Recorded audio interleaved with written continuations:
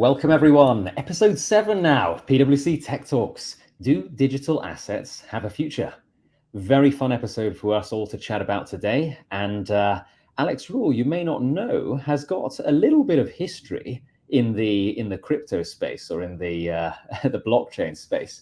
Maybe Alex, do you want to give us a little bit of a brief insight into this fun world that you've been involved in? And then also for the audience who are joining us for the first time, we usually ask a little bit of a question up front.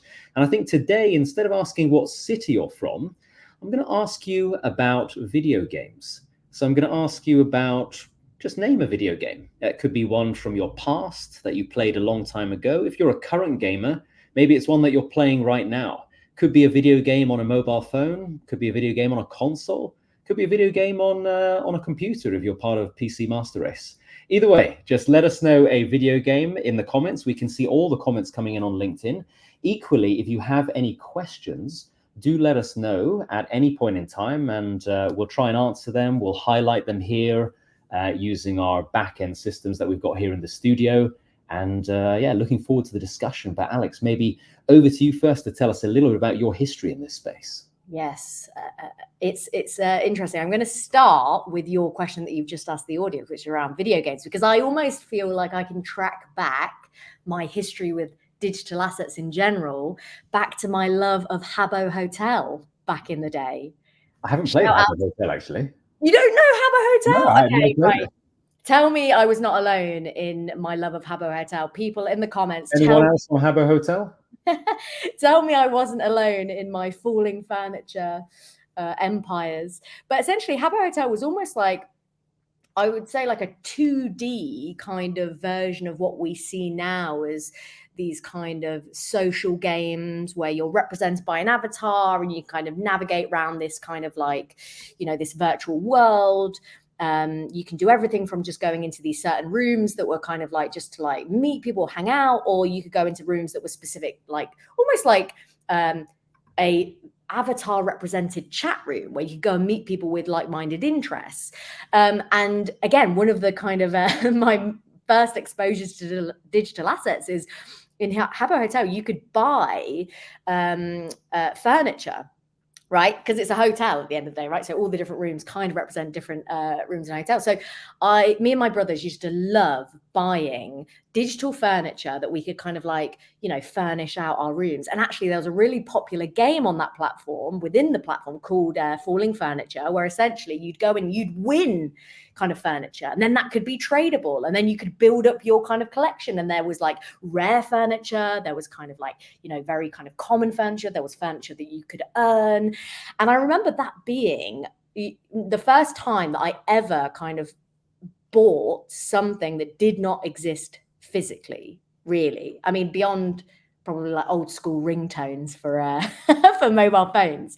And so it's interesting because when this conversation around digital assets has come back around now in my adulthood, it's interesting because I quite quickly understood why people would do that, because I've been doing it, you know, for the better part of a decade or two, actually.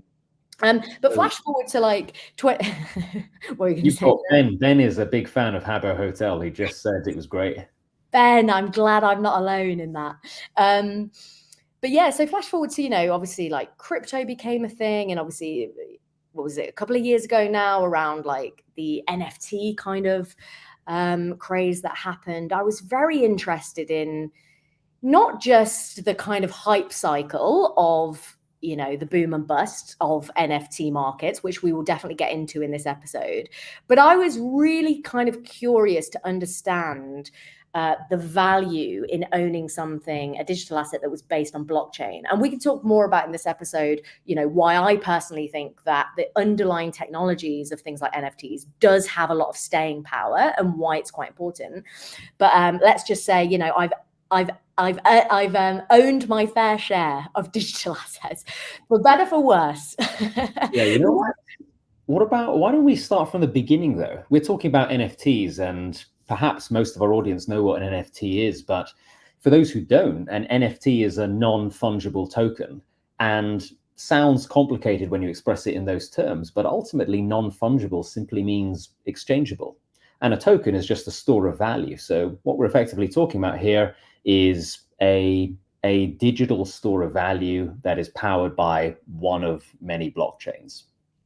Exactly. And again, we can get into this more, and I'd love to hear the audience, opinions on this topic, right? Because it is quite a contentious topic. But one of the reasons why I think NFTs do have a lot of value, obviously there's a lot of complexities and challenges that need to be overcome with them. But the reason they have value is because ultimately, let's go back to that Haba Hotel example.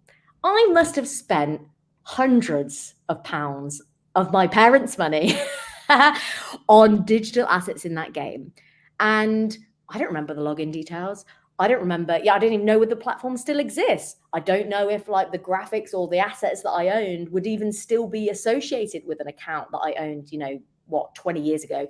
So, but imagine if they were based on a piece of technology that allowed me to own them outside of that platform. Imagine if, just like, when I buy a pair of shoes or buy a piece of furniture in the real world, once I've bought that thing, I own it.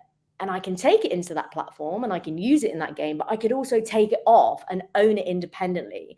So actually, flash forward 20 years, and I should have probably done a bit of research before we jumped on around like the state of Haba Hotel now. But if it became like a popular collectibles item, or if, owning one of those original kind of rare furniture assets now unlocked amazing benefits all these years later, I would still have access to that because I would own it, because it was, kind of non-fungible. But just rewind a little bit. Jeremy, what's your history with digital assets? So digital assets, my history has mostly been on the non-blockchain side. So I know most people associate the term digital assets, as you're saying, with an asset that is powered by a blockchain protocol of sorts. But my history has always been with digital assets in video games mostly, and buying those that haven't sat on any sort of blockchain, that were purely the stewardship of the company that was owning them. And I don't know if anyone in the audience has ever played the Elder Scrolls series, particularly Morrowind, Oblivion, the classics, if you are into those games. But for those of you who have, you may recognize the controversy surrounding this item here. And for those who are just listening and can't see, we're currently displaying on screen here a horse which is wearing a very regal set of gold armor. Now, this gold armor set was one of the first DLCs, or downloadable content forms, in a video game. And this was a single player game. It wasn't a multiplayer game like Fortnite and many others that we have these days. But ultimately, this sold for $2.50. And it was an experiment by the company in charge of the game, Bethesda. And they wanted to see what the consumer sentiment would be for buying an item in a video game, in addition to buying the game at the beginning. So this was put on the market for $2.50. And generally, there was an unhappy sentiment from people, and people were complaining about having to spend, $2.50, quite an expense on a piece of armor, an item in a video game. And it gave you one quest, and it gave your horse a little bit more health in the game. But ultimately, beyond that, there wasn't much else there. So, but fast forward to today, and people are spending, we're buying V-Bucks all over the place in Fortnite. We're spending thousands of dollars and millions of dollars in some cases on NFTs. And we've certainly come a long way since the $2.50 armor set in 2006. This was for Elder Scrolls 4 Oblivion. So things have changed massively. For better or for worse, I'm not so sure. What's your opinion, Alex? And for our audience members as well, do you think we're the current state of affairs in the market with regard to buying virtual stuff that doesn't exist in the real world? Is that a good thing? Is it a bad thing? It's certainly a contentious topic. It is. And I think, to some extent, it's little wonder, really, given how much of our lives are spent in the digital realms now, right? Especially when I think about how much time we spend online, how much time we spend on especially social platforms, presenting ourselves in a certain way online. it kind of almost feels like it makes sense that we would bring some of that human behavior around kind of, status signaling, because that's what it is, right? Really, especially like in platforms like Fortnite and Roblox, there's key items that really display status. I mean, we talked before we jumped on, Jeremy, around like the Gucci bag example, right? Which I believe was a Roblox asset. Here it is. And this asset sold for more in-game than the actual physical replica in real life. How much did it go for again, Jeremy? About $4,000, the digital one. The real world handbag was $3,400. And it's fascinating, right? Because, that's an example to me where I'm like, imagine, okay, and this kind of slightly moves into a slightly different conversation, but imagine if you bought the physical asset and that unlocked this digital asset, right? Which then gave you access to, I don't know, exclusive benefits on the game, and or even that, you could take this kind of like asset off the platform and trade it and give it to a friend to use the benefits, or even sell it as a collectible item down the road, just like luxury handbags do sell and they do appreciate in value, right? They are an investment class. So therefore I could understand that. But this is a Roblox item. That means that it doesn't have an underlying, you can trade it on the Roblox platform, but this is a pure status signal. It's not built on any, there's no blockchain connected to this item. Yeah, it's purely for the fact that you can walk around the platform saying, I've got that Gucci bag, which is fascinating, right? Because that's like a human psychology thing. So in terms of the question of like, is it good or bad, from a purely psychological thing, I think it's kind of the same that we experience in real life anyway, right? It's like it's a societal thing. In terms of though, like, and we do need to get into this around, there are challenges and certainly risk when it comes to especially NFT based digital assets. Again, we saw the kind of massive boom and bust of the NFT market in 2022, was it, that it all came crashing down? And I think I saw a headline the other day that most NFTs are worth like 99% less than what they were in 2021, which kind of speaks to where we are. But then, that is almost, and I think people use this example a lot, it's almost like kind of reminiscent of the dot-com boom, where it's like this new technology, this new asset class, this new thing that everyone thinks is going to be like this gold mine. And so a lot of money rushes in without fully thinking through what is the risk when it comes to this, or what are the benefits, right? Because a lot of these items didn't come with any benefits. Some of them did, and those are the ones that have had staying power. Yeah. We think about the collectibles like Bored Ape Yacht Club that gave you access to an elite club, or the phygital collections where you bought the digital item, but that gave you a physical item along with it. Yeah, I think these are really good points. And Nathan says it really well when he talks about our online identity and our digital skins are so intertwined. And this is connected to the point you're making, Alex, that let's look at an analogy of the real world. When we buy items in the real world, clothes, accessories, whatever it is, they certainly have a utility. We need to be, most of us like to be clothed when we go out into public, but they also provide a sense of ego boost as well. Like, we want to be able to show off to some extent some of the stuff that we buy. And so there is an egocentric benefit to owning these items and displaying them to others in the real world. And you can see an analogy to that in the virtual world, as you were saying.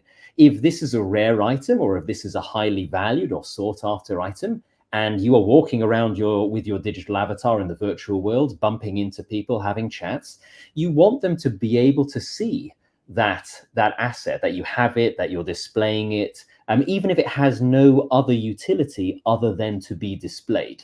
And in fact, a really good example in addition to that, we were talking about Fortnite, right? And Fortnite's game publisher, Epic Games, they continue to make billions every year.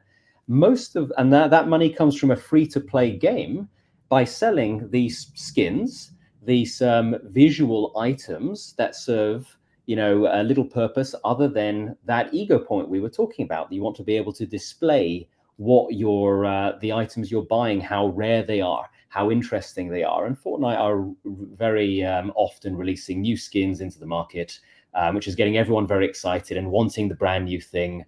It does make me wonder. I'm sure we have analogies we can think of back in the past, before digital assets were ever a thing.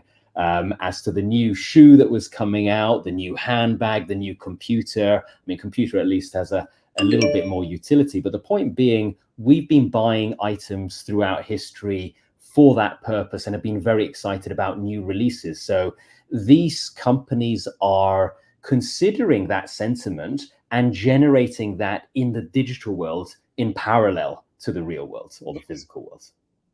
Exactly. Although one thing I would add though, and I think we're seeing this crop up more and more, especially in kind of blockchain-based loyalty programs. So, like for example, Starbucks, I think, announced publicly that I don't know whether it's launched officially or whether it's in closed beta at the moment, but they are launching a blockchain-based loyalty program.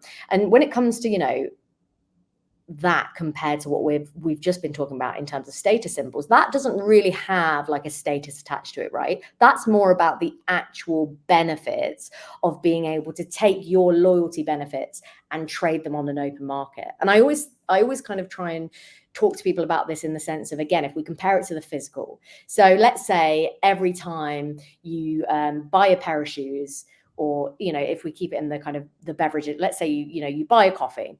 Every time you buy a coffee, you get one token. And if you had a physical token, if I wanted to, I could give that to you, Jeremy, and that could maybe give you access to a free coffee. Or if I collect enough of them, maybe I can, pass them on and that can unlock more benefits.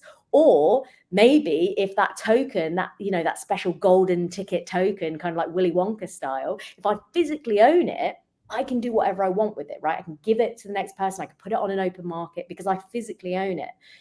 Even though so much of our lives are in the digital world now, up until, I believe, this kind of the blockchain-based system came in, there was no way to do that.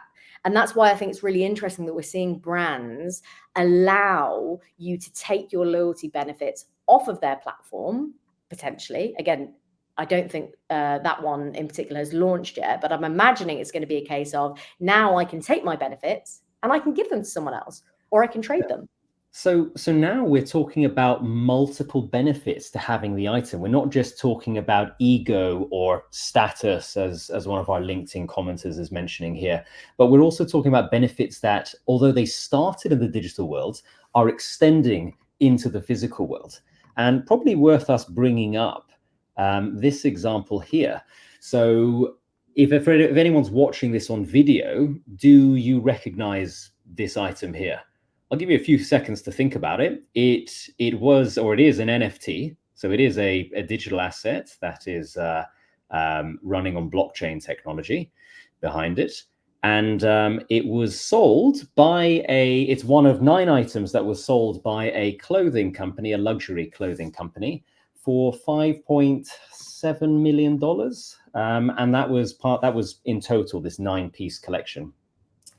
So yeah, take a guess if you want on the comment there, and we will highlight it if you get it right. But I think the point here is that this company not only released the digital version of the clothing, but they also in some cases released the physical equivalent as well, thus creating this new term that some people are very unhappy about, called phygital, physical and digital combined together. And I think that's quite interesting as well, because then we're starting to merge the two worlds together. We've got a few guesses coming through. Trey Morgan saying Balenciaga. Not quite.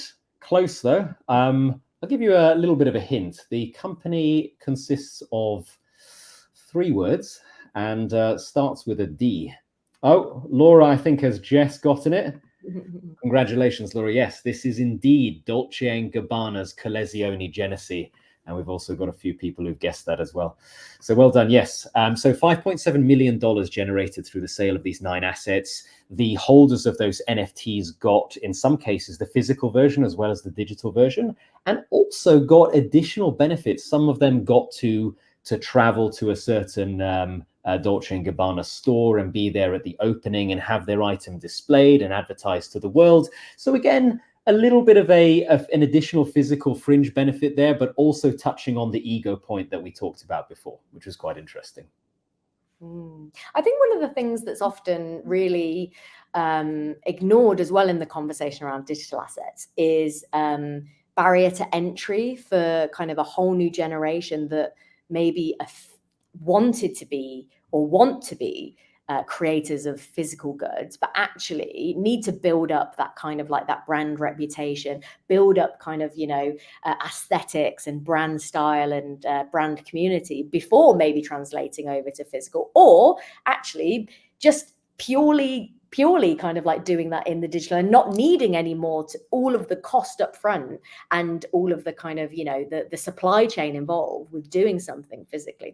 That's really interesting. I remember actually reading something around Roblox's annual conference that happens. And I think it might have been the CEO who said that, creators on the Roblox platform account for X amount, huge percentage of the revenue. As in X amount of the revenue goes back to the creators on Roblox.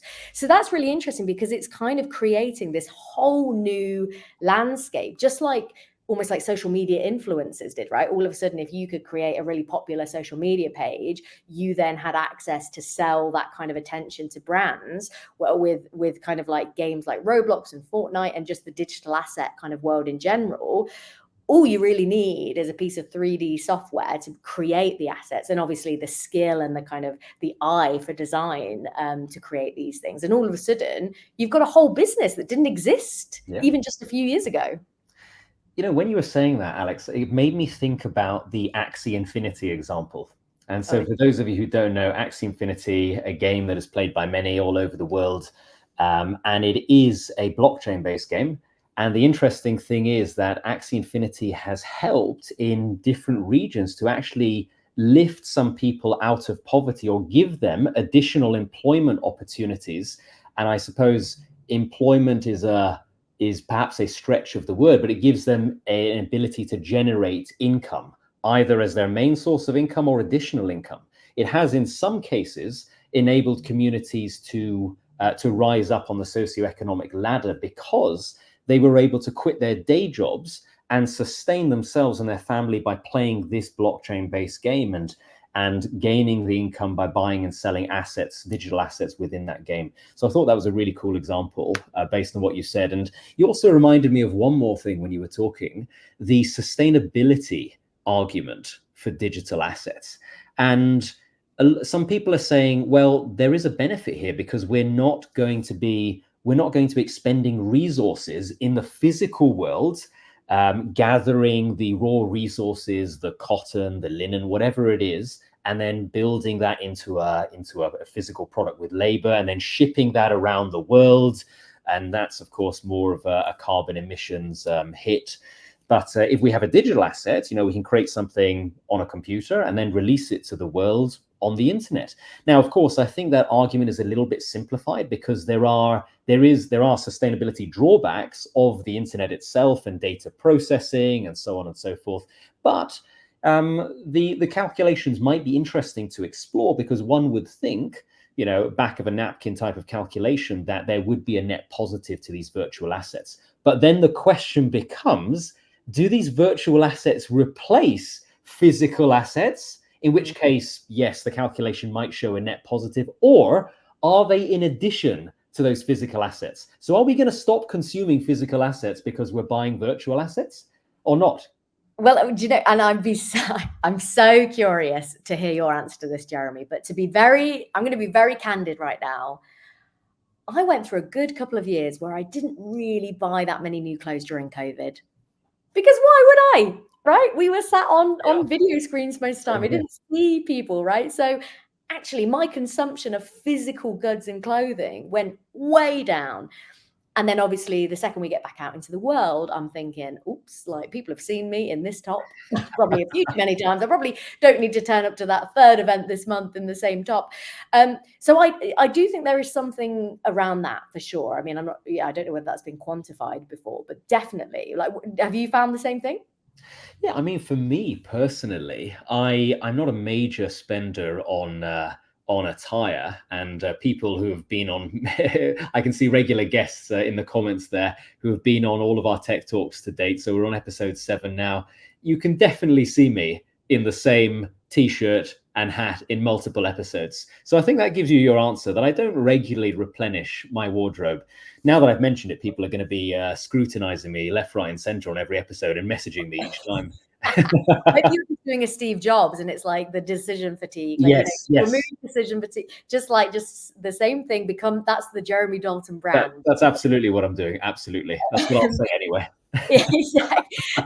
So one thing I wanted to pick up on that example that you just gave as well around, digital and the sustainability kind of angle to that. I remember talking at a conference last year, actually, and I was on a panel with a clothing company that was looking at the kind of before a piece of clothing hits a store, it goes through many cycles of obviously iterations, and historically every single time that happens, the physical garment is made, right, to test, to kind of as a proof. And they were saying that actually what was interesting is that whilst they definitely found obviously doing 3D renders that look photorealistic that could then be projected onto a photorealistic avatar, right? So you would really get a sense of what it looked like on a model or whatever. Whilst that did really kind of, reduce cost, reduce footprint, at the same time, the amount of, at the time, computer power that it took to make one of those renderings photorealistic to have the same kind of impact was actually really big. So they were saying the same thing. They weren't 100% sure whether the benefits outweighed the challenges. But to that point, Dace has said a really interesting comment here around the fact that a lot of what we've been talking about today so far is around consumer-based, right? Because this is where we're seeing a lot of the action when it comes to digital assets. But actually, are there any B2B or commercial examples that we can share? So Jeremy, any spring to mind? So B2B on the NFT side, to be honest, I was thinking about that as I was reading Dace's comment. And I think all the examples that came up in my head were all B2C, which maybe is telling of the type of value that we're ascribing to this and why. Perhaps it is the benefits we talked about, ego, community. We talked a little bit about fringe benefits like owning a physical asset and things like that. We've got examples of those. Those seem to be well suited to the consumer world. Now, there is one that comes to mind right now, and we'd have to dig a little bit into it. Absolutely, we could do a whole episode on that, I'm sure, as to why the differences are.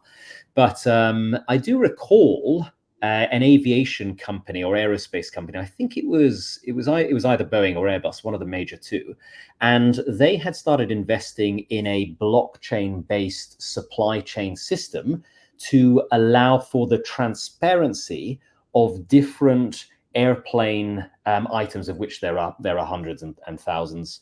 To be able to provide a transparent view to stakeholders on where those assets had been in their supply chain cycle. So, for example, you might use an airplane part in one airplane. That airplane might be decommissioned. It might then be moved to another airplane.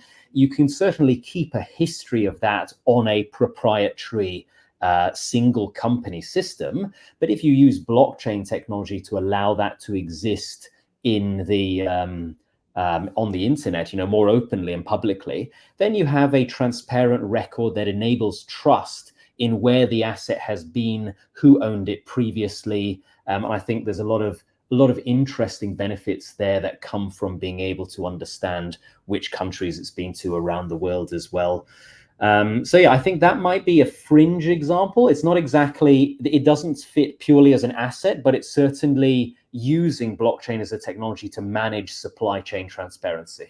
Yeah, supply chain. The other area that came to my mind was around, similarly to how we were talking about loyalty programs and how they can be used in a customer context, you could also use that in a workforce context. So how do you reinforce good behavior? How do you reward your employees? How do you track, whether someone's doing their mandatory training, or how many kind of team meetings they're attending or contributing to? And I know that there are some kind of like big brands that are experimenting with kind of digital asset based reward systems. And I'm sure that, again, when you dig down into it, it's probably actually not that different from non-asset based programs, right? Like, for example, I don't know, maybe you work at a company that rewards good behavior by giving you gig tickets, like to a music gig that you might enjoy, like, or even just like very simply like bonus programs, right? If you like hit certain targets or whatever. I wonder if there's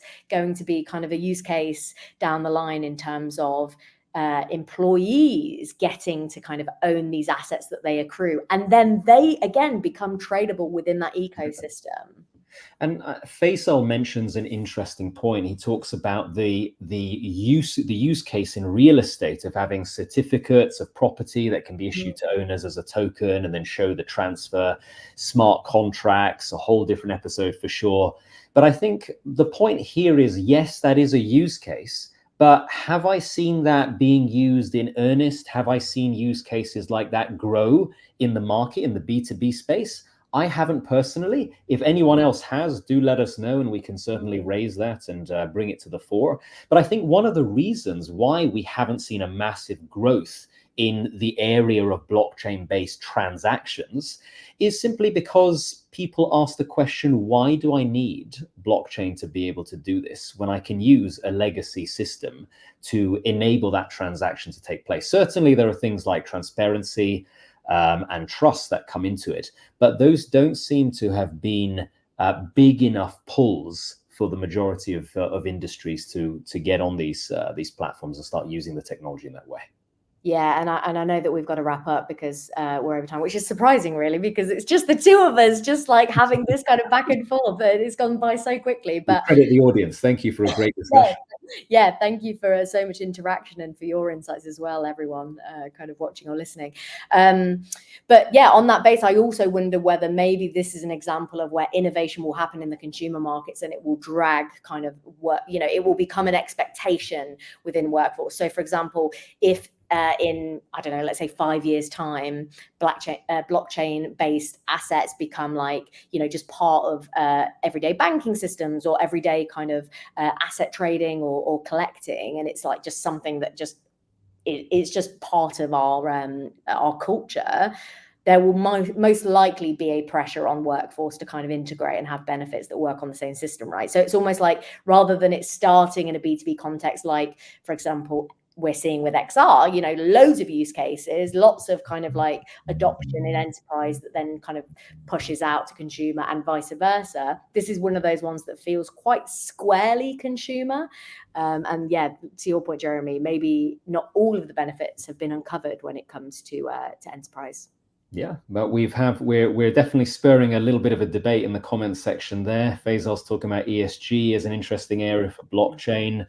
Sean is claiming it's a red hat moment for blockchain. Need the enterprise wrapper now. So please do continue the discussion, and we'd love to hear your comments. If you do think of interesting examples, do let everyone know. We will definitely, it's certainly a point to investigate in the future. But for now, thank you for listening to episode 7 of the Tech Talks, and we will catch you in 2 weeks' time. See you, everyone. Bye, everyone.